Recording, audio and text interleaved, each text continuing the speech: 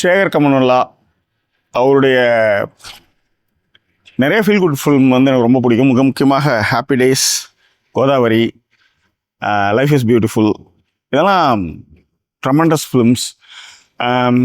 முக்கியமாக லீடர் படம் வந்து ஒரு பொலிட்டிக்கலில் வந்து, ஏன்னா ஒரு ஃபீல் குட்டான ஒரு ஃபிலிம்ஸ் மட்டும் பண்ணிகிட்டு இருக்கிறவர் வந்து ஒரு பொலிட்டிக்கலாக வந்து ஒரு ஸ்ட்ராங்கான ஒரு படமாக நான் வந்து லீடர் படத்தை பார்ப்பேன். அவருடைய இயக்கத்தில் வந்து இருக்கக்கூடிய திரைப்படம் தான் குபேரா. இந்த திரைப்படத்தில் வந்து நாகார்ஜுனா, ரேஷ்மிகா அண்டு தனுஷ் நடிச்சிருக்காங்க. நான் ஏற்கனவே சொன்ன மாதிரி சேகர் கமனுல்லாவுடைய லீடர் படம் வந்து பொலிட்டிக்கலி வந்து அது வேறு லெவல் படம். காரணம் என்னென்னா, அதை முன்னிறுத்தி நிறைய அரசியல் மாற்றங்கள் வந்து தெலுங்குலேயும் சரி தமிழ்லேயும் சரி நடந்தது, தமிழ்நாட்டிலையும் சரி நடந்துச்சு. உதாரணத்துக்கு வந்து அண்ணாவுடைய கோட்டு தான் அது. அறிஞர் அண்ணா என்ன சொன்னார்னா, மக்களை நேசி, மக்களோடு இரு, மக்களுடைய பிரச்சனைகளுக்கு தீர்வு காண்.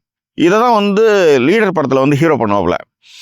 நீங்கள் கவனிச்சிங்கன்னா அதே மாதிரி மக்களை சந்தித்த தலைவர்கள் தெலுங்கில் இருக்காங்க. 15,000 கிலோமீட்டர் கிட்ட வந்து எலெக்ஷனுக்கு முன்னாடி வந்து ஸ்டாலின் வந்து தமிழ்நாட்டில் இதே மாதிரி மக்களை போய் சந்தித்தார். ராகுல் காந்தி வந்து இதே மாதிரி நடைபயணம் மேற்கொண்டு இந்தியாவெங்கும் மக்களை சந்தித்தார். இதெல்லாம் லீடர் படத்துலேருந்து இன்ஸ்பயர் ஆன விஷயங்கள்.